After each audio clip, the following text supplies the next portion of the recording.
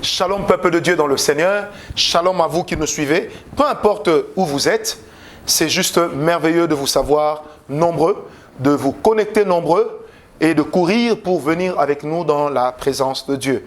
Nous sommes en train de parler aujourd'hui, encore une fois, sur la ville refuge que nous appelons la présence de Dieu, ou la présence de Dieu en tant que ville refuge. Amen.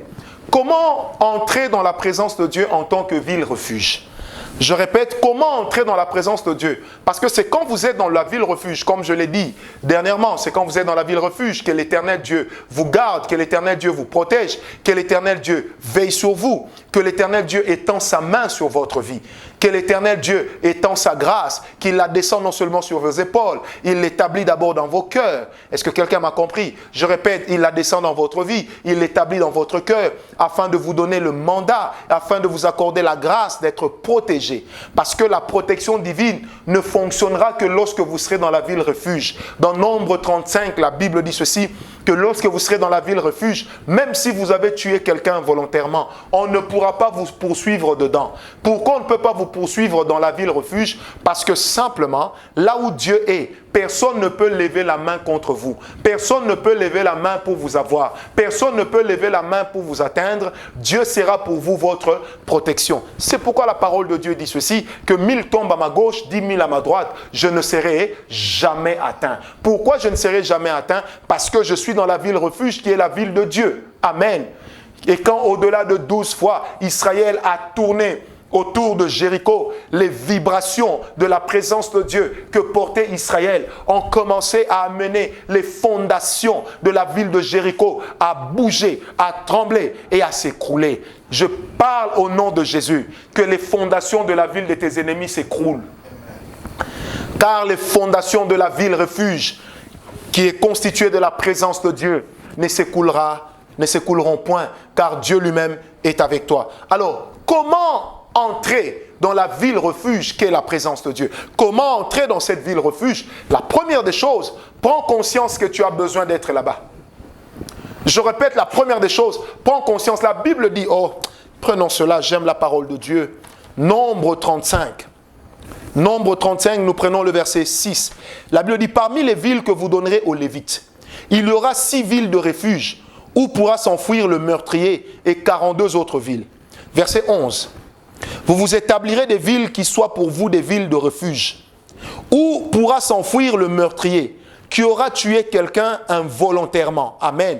Ces villes vous serviront de refuge contre le vengeur du sang, afin que le meurtrier ne soit pas mis à mort avant d'avoir comparu devant l'assemblée pour être jugé.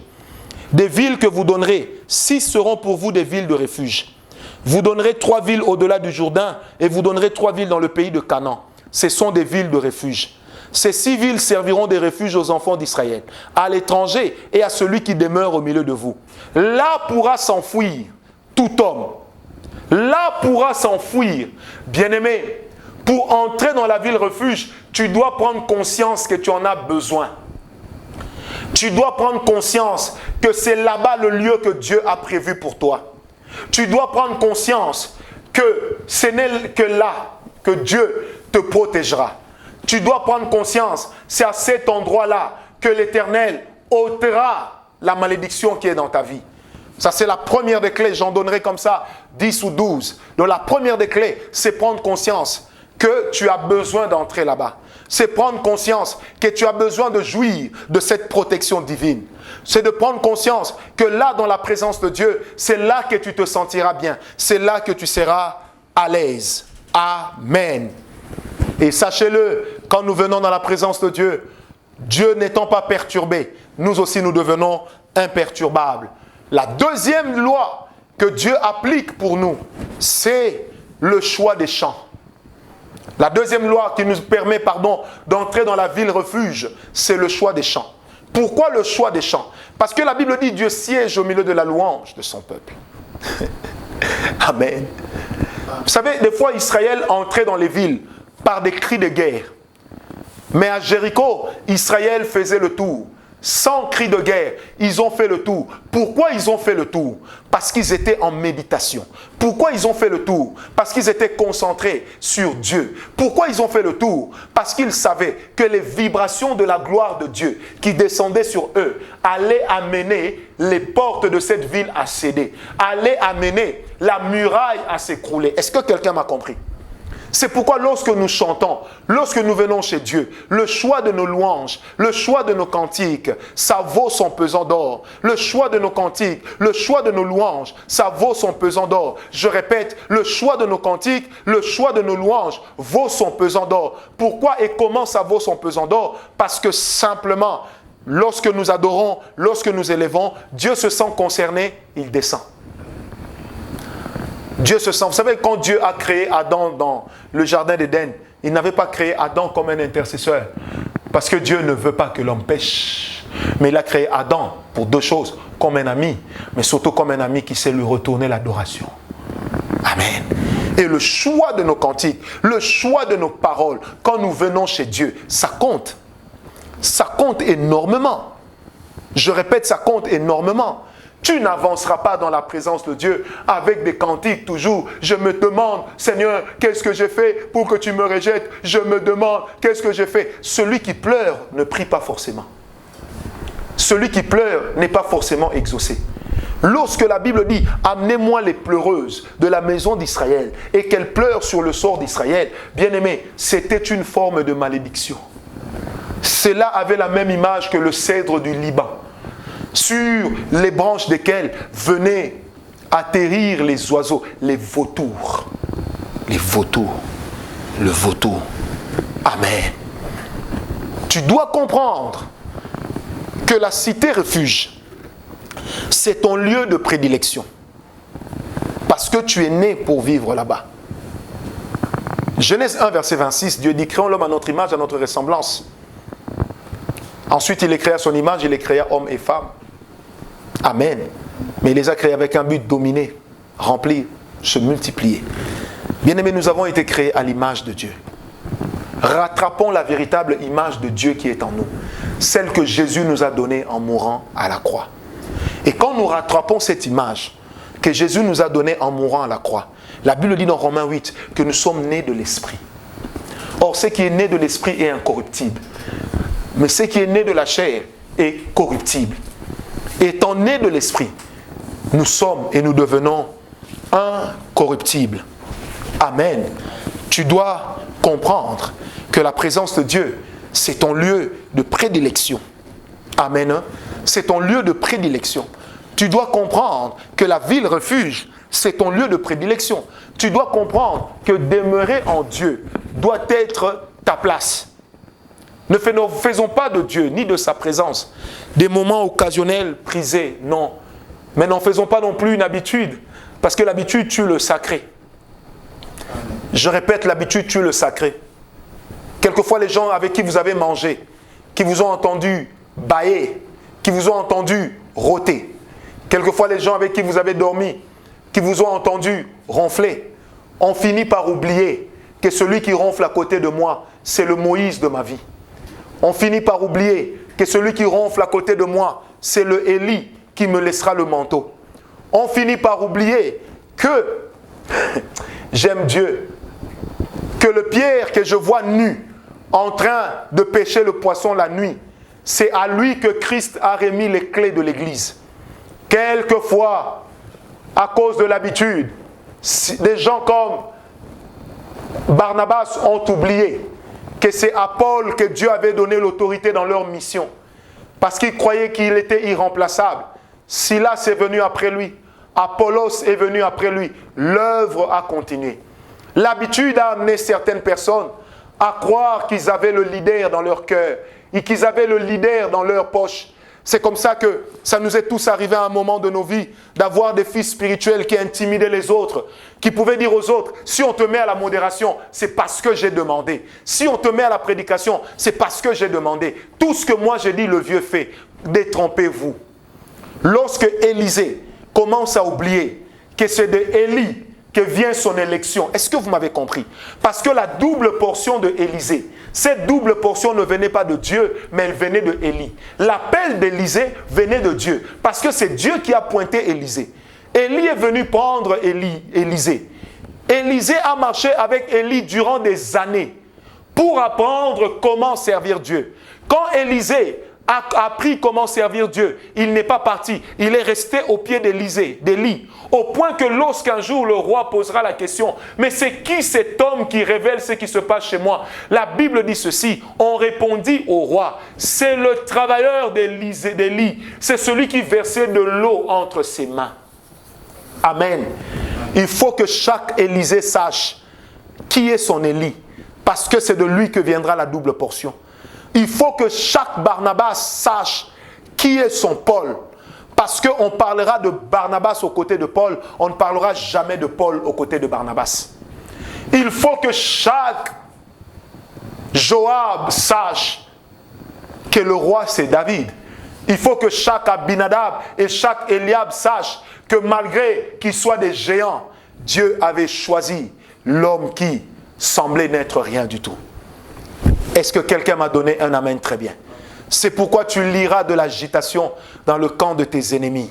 Amen. Parce que ton lieu de prédilection, c'est la présence de Dieu. Et quand tu demeures dans ta cité refuge, qui est la présence de Dieu, en ce moment-là, le Seigneur veille sur toi. Est-ce que quelqu'un peut me donner un amen très bien? La troisième clé qui nous amène à comprendre ou à accéder dans notre ville de refuge, qui est la présence de Dieu, c'est lorsqu'on apprend à se comporter en sachant que quand je suis dans la présence de Dieu, quand je suis dans mon lieu de prédilection, j'ai des droits, mais j'ai aussi des devoirs. Une vie glorieuse, une vie spirituelle glorieuse, dans laquelle il n'y a pas d'interdit, c'est un problème. L'apôtre Paul, mon aîné, pouvait dire: tout m'est permis, mais tout ne m'est pas utile. Bien-aimé, le désir de courir derrière les femmes, tout le monde peut l'avoir. Le désir de se voir courir derrière des hommes, tout le monde peut l'avoir, mais tout le monde ne le fera pas. Pourquoi? Philippiens 3, l'apôtre Paul dit: je traite durement mon corps. Pourquoi je traite durement mon corps? Le championnat dans la vie, ce n'est pas de savoir qui aura le plus nombre de vues. Le championnat dans la vie, ce n'est pas de savoir qui aura le plus d'offrandes. Mon championnat de la vie, ce n'est pas de savoir qui est le plus suivi. Mais mon championnat dans la vie, c'est de me dire qui entrera au ciel. Comme j'aime le dire à l'église Parole de Foi, moi, Ngawala, je suis converti pour aller au ciel. Je le dis à mes enfants, gardez l'alliance avec Dieu. Oh, je prie que Dieu sorte certaines personnes de nos alliances. Mais qu'il garde dans nos alliances des personnes dont le cœur est pur. Des personnes qui ont été capables, après avoir entendu une parole de David, ils sont allés prendre de l'eau. Pendant qu'ils savaient que de l'autre côté, il y a l'armée des Philistins. Amen. Est-ce que quelqu'un m'a compris? Tu dois te comporter en sachant que dans la présence de Dieu, mes amis, il n'y a pas que des privilèges, mais il y a aussi des obligations. Quand je parle, je vois une vision et Dieu me dit: nous entrons dans le couloir des obligations. Nous entrons dans le couloir des obligations. Élie dit à Élisée: reste ici. Élisée dit: non, mon maître, là où tu iras, j'irai avec toi. À Gilgal, Élie dit: maître. Élisée dit, Élisée, reste ici. Élie dit: non, je viendrai avec toi. Ils arrivent à Jéricho. Élie lui dit: reste ici. Il dit: non, mon maître, ton âme est vivante, je ne resterai pas ici. Élisée s'est donné des obligations de suivre Élie jusqu'à la fin. Il s'est donné des obligations. Il s'est donné des obligations. Quand les gens venaient dire: sais-tu que ton maître sera enlevé du dessus de tes épaules aujourd'hui? Il disait: je le sais, faites quoi? Taisez-vous. Pourquoi il leur demandait de se taire? Parce qu'il ne voulait pas qu'il y ait des interférences dans son héritage. Attention aux interférences. Les interférences vont grisouiller votre réception. Les interférences vont faire grisouiller les antennes par lesquelles vous vous connectez à l'onction des pères. Les interférences. Pourtant, ce que les autres disaient était vrai. Mais sauf que ce n'est pas eux qui devaient le dire. Est-ce que quelqu'un m'a compris? Tu dois comprendre que dans la cité refuge, Tu n'es pas là comme un pantouflard. Tu n'es pas là pour commencer à dormir sur tes lauriers. Tu n'es pas là pour commencer à ronfler à longueur de journée. Mais dans la ville refuge, tu es là pour bosser. Tu es là pour prier. Tu es là pour chercher Dieu. Tu es là pour marcher dans la sanctification. Tu es là parce que c'est ton lieu de prédilection. Mais là aussi, tu y es parce que tu désires, tu désires, tu désires, tu désires. Et chaque jour, tu dis, Seigneur, qu'est-ce que je peux faire pour te plaire? Qu'est-ce que je peux faire pour te plaire? Comment je dois marcher pour te plaire? Comment je dois marcher pour te plaire? Chaque jour, chaque jour. Et plus tu le fais, plus Dieu est avec toi. Plus tu le fais, plus la grâce. Vous savez, Dieu traite toujours avec des responsables. C'est pourquoi le Seigneur Jésus disait, on ne donne pas la nourriture des enfants aux chiens. Et on ne donne pas des perles aux pourceaux. Quelqu'un me comprend? Il faut qu'il y ait la restauration du sacré. Je répète, il faut qu'il y ait la restauration du sacré. Tant que le sacré ne sera pas restauré, il y aura un problème. Amen. Dans le lieu qui est notre refuge dans cette cité, je répète, il n'y aura pas que des privilèges. Il y a aussi les devoirs. Ceux qui ont tendance à voir les privilèges se perdent plus facilement que ceux qui ont tendance à voir les devoirs. Paul a marché dans la gloire parce qu'il avait des devoirs. Il ne s'attachait pas aux privilèges. Un jour, il a même dit ceci. Sont-ils apôtres, mais je le suis aussi. Ont-ils vu Jésus? Je l'ai vu. Bien plus, je l'ai rencontré sur le chemin de Damas. Ont-ils été appelés? Je le suis autant. Mais la même Bible dit que Paul revenait chez Pierre pour lui rendre des comptes.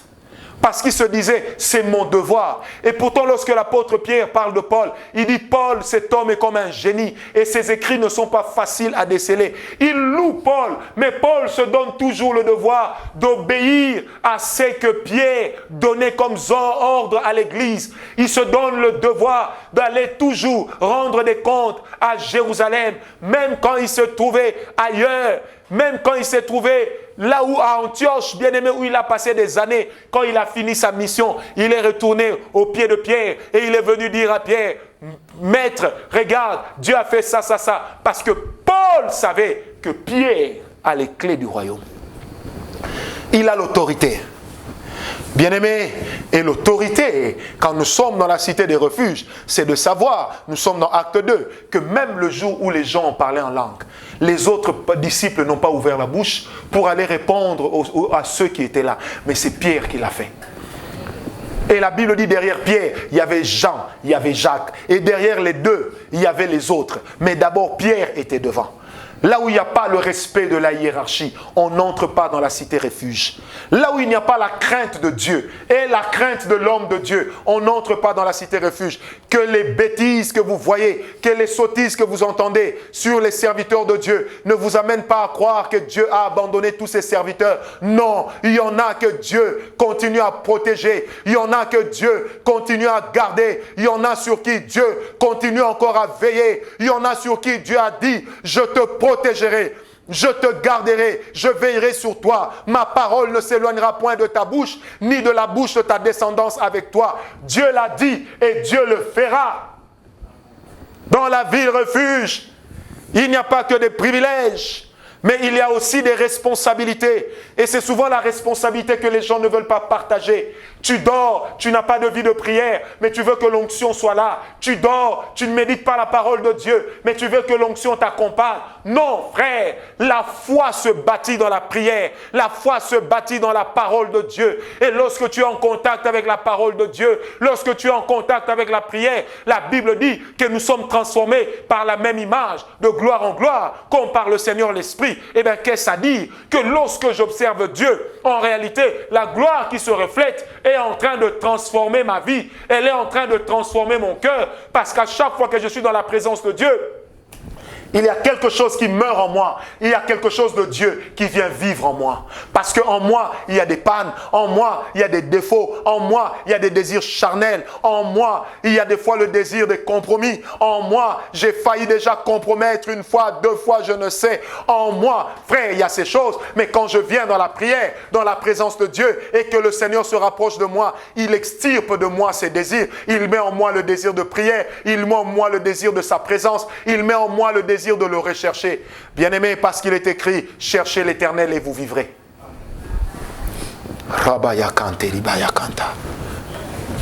Merci Jésus.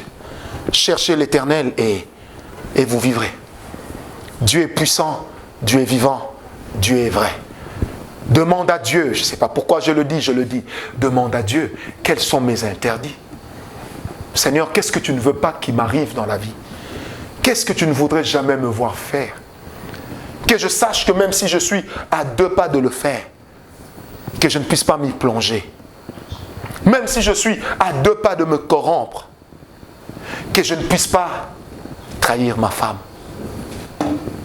Même si je suis à 2 pas de me corrompre, que je ne trahisse pas mon alliance avec Dieu, avec ma femme, avec mes enfants. Amen. Parce que j'ai des devoirs. Je n'ai pas que des privilèges. J'ai des devoirs. Amen. Une 4e clé. Une 4e clé. Il faut apprendre également à faire des offrandes. Faites les offrandes. C'est très bien. Cela est très important. Faites des offrandes. Faites des offrandes. Vous savez, quand vous êtes dans la ville refuge que j'ai nommée aujourd'hui, la présence de Dieu, qui veut simplement dire Shama. Shama en hébreu veut dire ceci, ce sujet de terreur, sujet de peur pour nos ennemis. En fait, quand tu es dans la présence de Dieu, tu deviens un sujet de crainte pour tes ennemis. Exode 23, verset 27. Exode 23, verset 27. La Bible dit, j'enverrai ma terreur devant toi. Je mettrai en déroute tous les peuples chez lesquels tu arriveras, et je ferai tourner le dos devant toi à tous tes ennemis. Je ferai tourner le dos devant toi à tous tes ennemis. J'enverrai ma terreur. J'enverrai ma terreur. Dans Exode 14, Dieu dit ceci. Gardez silence, l'Éternel combattra pour vous. Qu'est-ce que cela veut dire? Cela veut simplement dire une chose qui est très importante. Quand je suis dans la ville refuge, je suis pris en charge par Dieu. Et quand je suis pris en charge par Dieu, j'apporte à Dieu mes offrandes. Et quand j'apporte à Dieu mes offrandes, je lève mes autels. Je paye mes dîmes. Qu'est-ce qui se passe en ce moment-là? L'Éternel commence à s'occuper de tout ce qui me dérange. C'est pourquoi la Bible dit dans Malachie, mettez-moi de la sorte à l'épreuve, et vous verrez si je ne menacerai pas pour vous le dévoreur. Amen.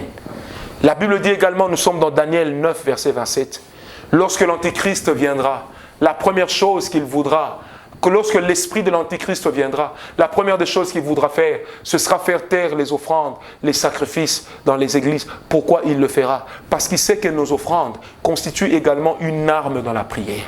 C'est parce qu'il sait que nos offrandes nous permettent aussi de rester stables dans la présence de Dieu. Qu'on ne vous trompe pas, nos offrandes nous permettent de rester stables dans la présence de Dieu. Nous permettent de rester stables en Dieu. Bien-aimés, il y a des choses, je ne sais pas pourquoi, mais je le dis. Homme de Dieu, même quand vous recevez l'offrande d'une personne, priez. J'ai vu en vision un homme de Dieu à qui on a offert une voiture comme offrande. Et c'est avec cette voiture qu'il a fait l'accident pour mourir. Et Dieu m'a dit, il y a des gens que le diable va utiliser avec une offrande lourde, mais qui sera pour vous corrompre. Il y a quelqu'un particulièrement, homme de Dieu, on t'apportera une voiture comme offrande. Et cette voiture comme offrande a un but. Parce que j'ai vu que tu commençais, tu roulais, et cette voiture a fait un tonneau, et tu es mort. Pourquoi? Parce que cette voiture était comme un cercueil dans lequel on voulait te placer. Mais Dieu m'a dit, tes offrandes t'ont protégé. Je comprends pourquoi dans la vie, surtout moi, il m'arrive souvent d'entendre Dieu me dire, n'accepte pas l'offrande de cet homme. N'accepte pas l'offrande de cet homme.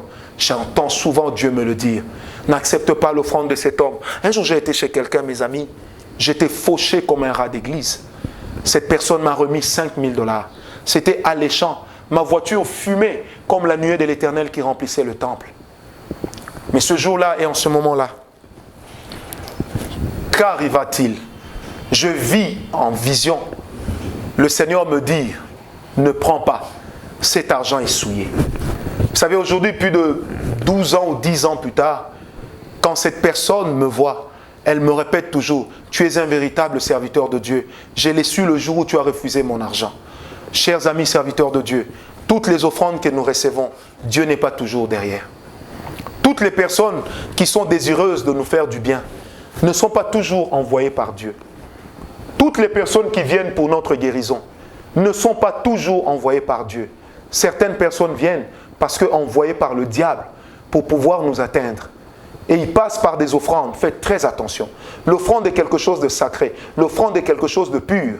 Mais il est de ces gens qui l'ont utilisé dans le mal. C'est pourquoi, hommes de Dieu, ne disons pas seulement à nos fidèles, amenez les offrandes. Soyons aussi des personnes qui savons sacrifier devant Dieu. Parce que tu ne sais pas de quoi est-ce que ton offrande est en train de te protéger. Parce que tu ne sais pas de quoi est-ce que ton sacrifice est en train de te protéger. Parce que tu ne sais pas de quoi est-ce que ton offrande est en train de t'épargner. Parce que tu ne sais pas de quoi est-ce que ton offrande est en train de t'éloigner. Parce que tu ne sais pas de quoi est-ce que ton offrande est en train de te garder. Que Dieu te garde.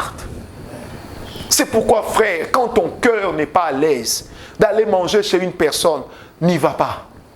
N'ouvrez pas la porte de vos maisons à tout le monde. Ne le faites pas. Si vous le faisiez, arrêtez. Ne le faites plus. Programmez les gens qui doivent venir chez vous.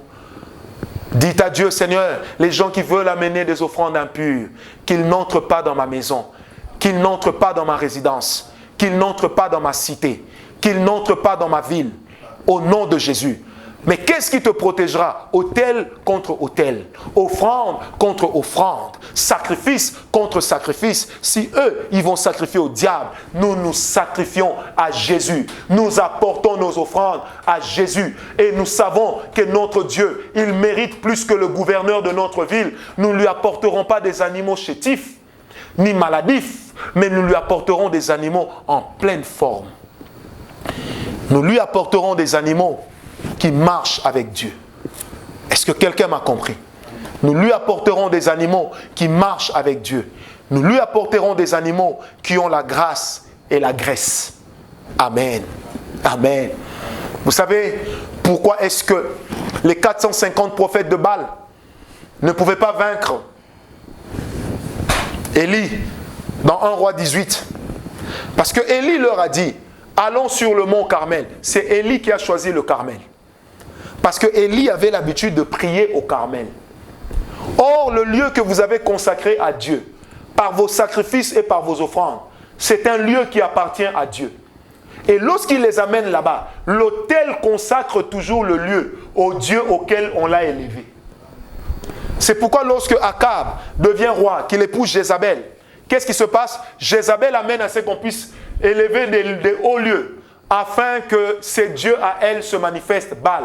Mais Élie avait repéré que sur le Carmel, il n'y avait pas un autel élevé à Baal. C'est pourquoi il a pointé le Carmel. Il leur dit, allons sur le Carmel. Et quand ils sont arrivés sur le mont Carmel, Élie leur a dit, sacrifions.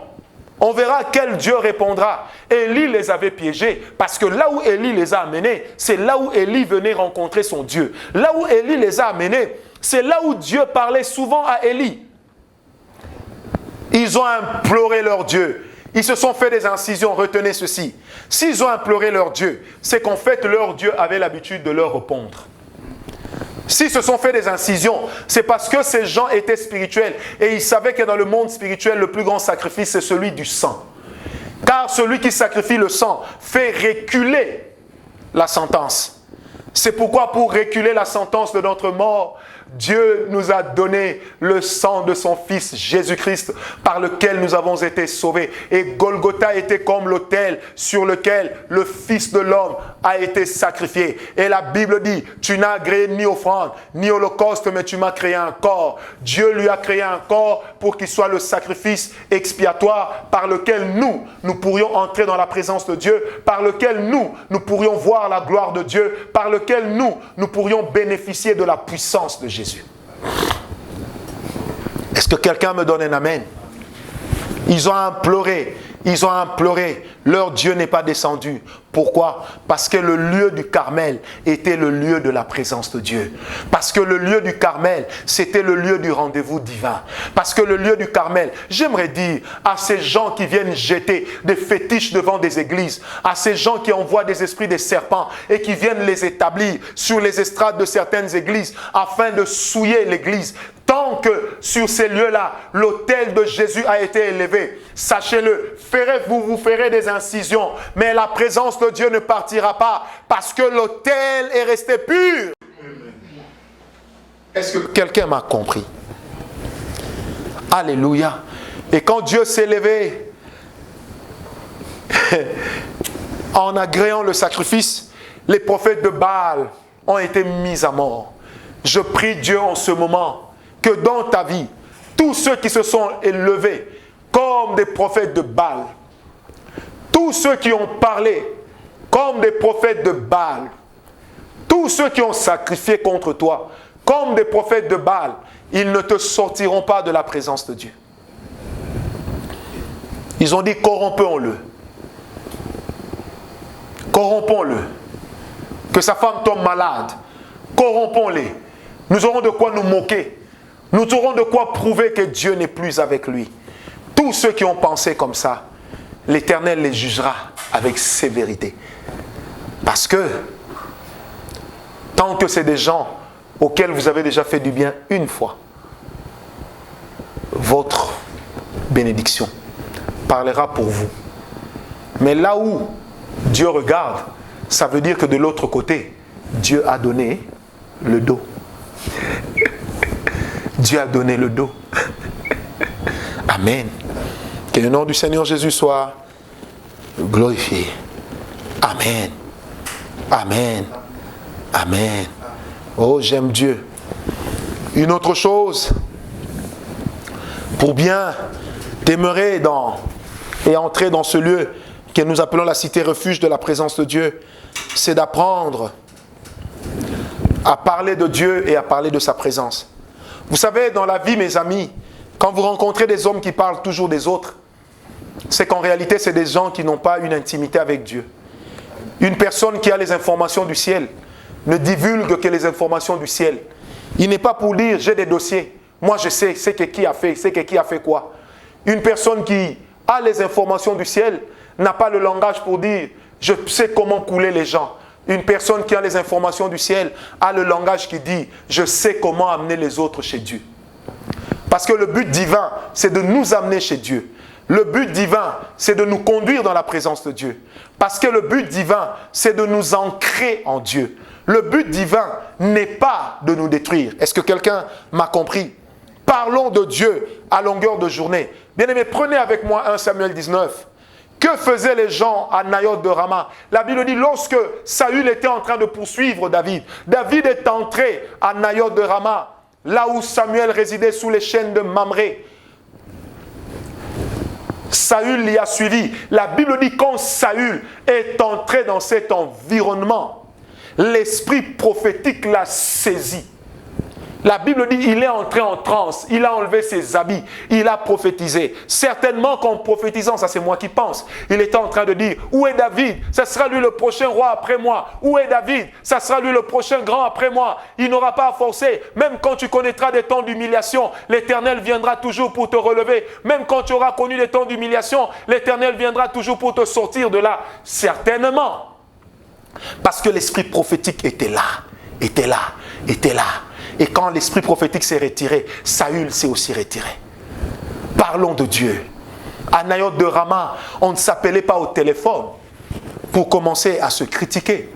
À Naïoth de Rama, on ne s'appelait pas au téléphone pour commencer à dire du mal les uns des autres. Mais on s'appelait au téléphone pour dire le bien les uns des autres. À Naïoth de Rama, on ne s'appelait pas pour savoir comment détruire, comment déstabiliser. À Naïoth de Rama, on intercédait. C'est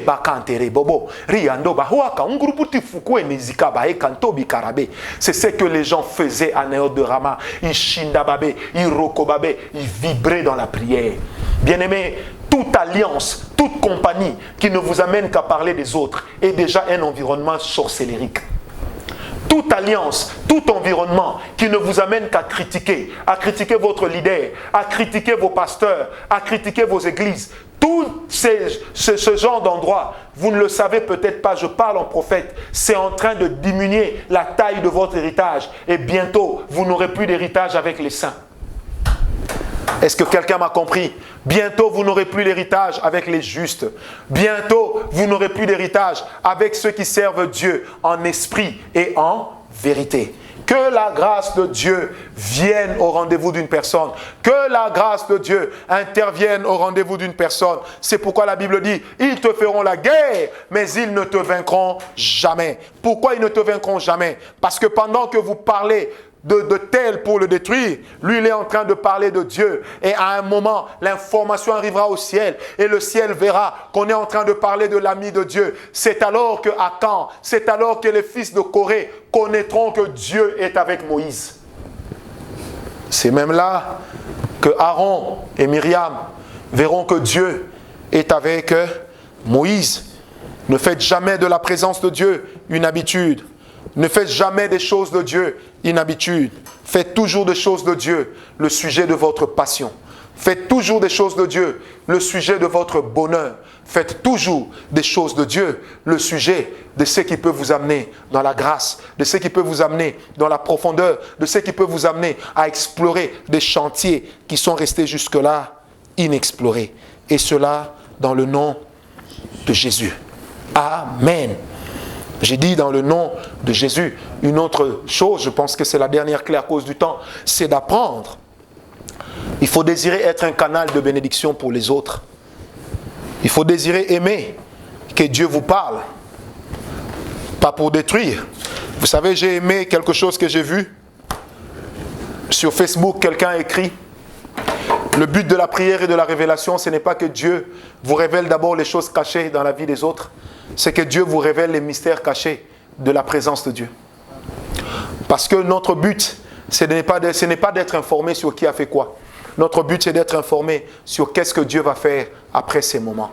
Il faut apprendre à savoir une chose qui soit très importante, c'est que quand Dieu agrée votre sacrifice, agrée votre offrande, tous ceux qui élèvent des sacrifices, des autels ou qui donnent des offrandes contre vous, votre Dieu deviendra pour eux un combat, parce que la Bible dit ceci, Shama. Quand on parle de Shama en hébreu, c'est un sujet d'épouvante, un sujet de terreur.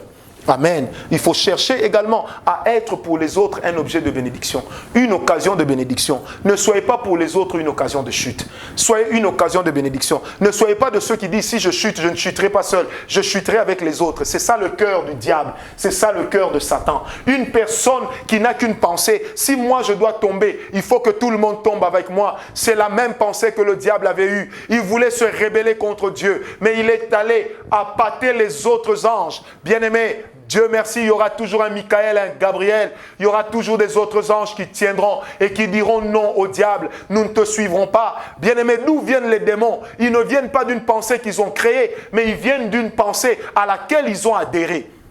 Des gens qui vont vous dire, montons des réseaux, détruisons des serviteurs de Dieu dans le monde, détruisons des hommes de Dieu aux États-Unis, salissons-les. Bien-aimés, n'allez pas loin. C'est ça même la sorcellerie. Car que vise la sorcellerie? Elle vise à déstabiliser l'église de Dieu. Or, pour déstabiliser l'église, il faut déstabiliser les hommes d'église. Il y a des politiciens qui travaillent à détruire, à déstabiliser des serviteurs, mais il y a aussi des gens qui parlent en langue, mais qui ont la sorcellerie, car ils s'évertuent à faire quoi? À détruire, à apporter d'autres, à couler. C'est le langage de Satan. Je ne coulerai pas seul, mais je coulerai avec les autres. Alors que Jésus avait un autre langage. Je m'en vais vers mon Père afin de vous préparer une place pour que là où je serai, que vous y soyez aussi. Et dans Colossiens 3, du verset 1 au verset 3, la Bible dit: si donc en Christ votre vie est cachée, sachez que vous êtes aussi assis avec lui dans les lieux célestes.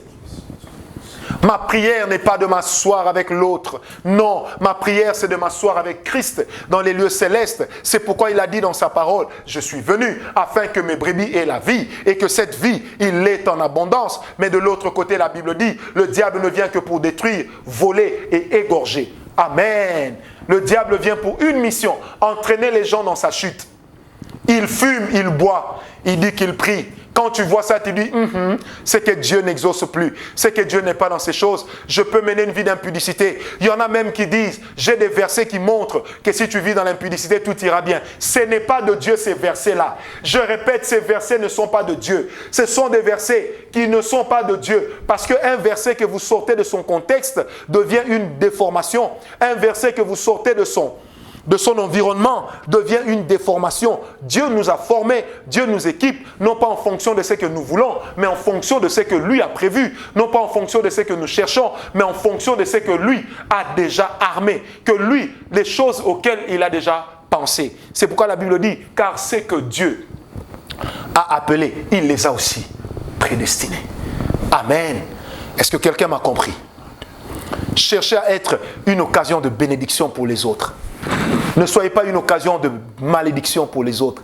À cause de l'argent, à cause du succès, à cause des femmes, du sexe, à cause des hommes. Et quand la honte vous prend, vous dites, je ne tomberai pas seul. Je dois tomber avec les autres. Tu me regardes. Tu es allé jusqu'à mettre des fils rouges autour de ton cou, de ta hanche, pour envoûter, pour oppresser. Tu es devenu comme un esprit tyran qui oppresse, qui manipule. Mais Dieu est fidèle. Que tous ceux qui sont pour son peuple des sujets de malédiction, que Dieu les juge, que Dieu les traite avec sévérité. Et que Dieu les traite dans sa plus grande rigueur. Comme disait l'apôtre Paul, ces genres de personnes n'ont plus de place au milieu des saints.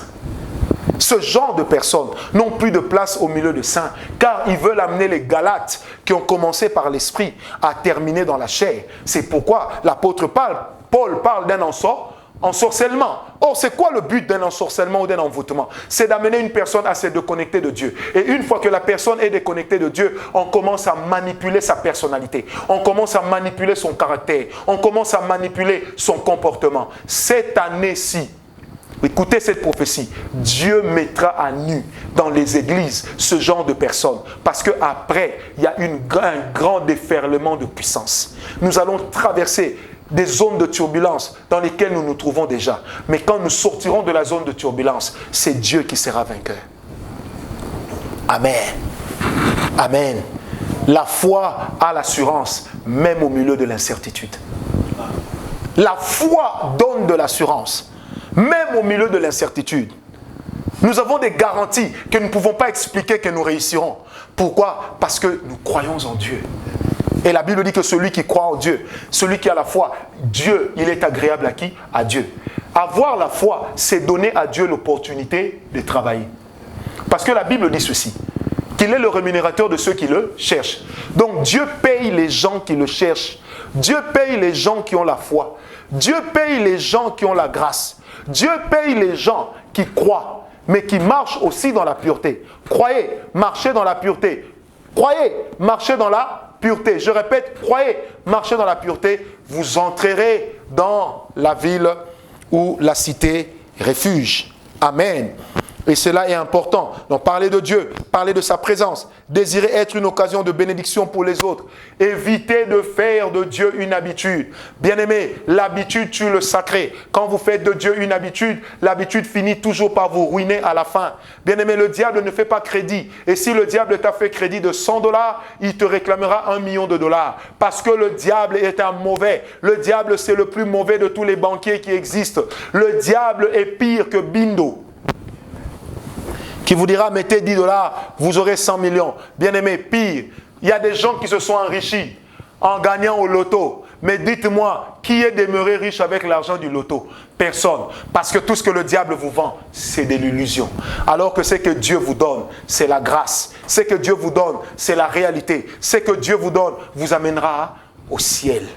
Il y a des choses que le diable est en train de faire. Mais Dieu va les détruire bientôt. Car Dieu m'a dit de dire, personne ne touchera à son église. Personne. Personne. Si le berger a Dieu, les brebis ne seront pas dispersées.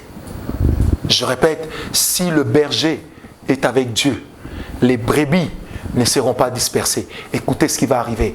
Ils vont s'accuser mutuellement. Ils vont s'accuser mutuellement. mutuellement, ils vont commencer à sortir des vérités sur eux et des contre-vérités. Parce que Dieu m'a dit de vous dire, il jettera la confusion dans le camp de vos ennemis. Il jettera la confusion dans le camp de vos adversaires. Il jettera la confusion dans le camp de ceux qui veulent vous nuire. Ainsi parle l'Éternel des armées. Je serai pour tes ennemis un sujet d'épouvante. La Bible dit ceci. Lorsque Jacob se rapprochait du lieu où était son frère, il a eu peur. Il a cherché Dieu. Qu'est-ce qu'il a dit à ces gens? Ôtez donc les dieux étrangers. Ils ont ôté les dieux des étrangers. Ils se sont repentis. La Bible dit, la présence de Dieu est descendue comme une terreur. Comme une terreur. Et toutes les nations environnantes ont craint un homme avec sa famille. Est-ce que vous me comprenez?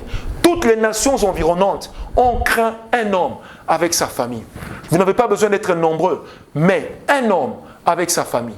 Un homme qui donne l'ordre de rétablir l'autel, qui donne l'ordre de rétablir la sainteté. Un homme. Et c'est cet homme-là qui fait que la crainte de Dieu se rétablisse partout. Que Dieu bénisse en ce moment quelqu'un qui est dans les tourments. Que Dieu bénisse en ce moment. Que Dieu relève un cœur qui était abattu. Qui disait comment je vais trouver refuge. Je t'ai montré comment trouver refuge. Va, ne pêche plus. Va, n'abandonne pas. Va, fonce. Dieu est avec toi. Un jour nouveau se lève. Un temps nouveau arrive. L'Éternel est Dieu. Et bientôt les gens diront, c'est l'Éternel qui est Dieu. C'est l'Éternel qui est Dieu. C'est l'Éternel qui est Dieu. Que la grâce et la faveur soient ton partage. Au nom de Jésus, j'ai prié. Amen.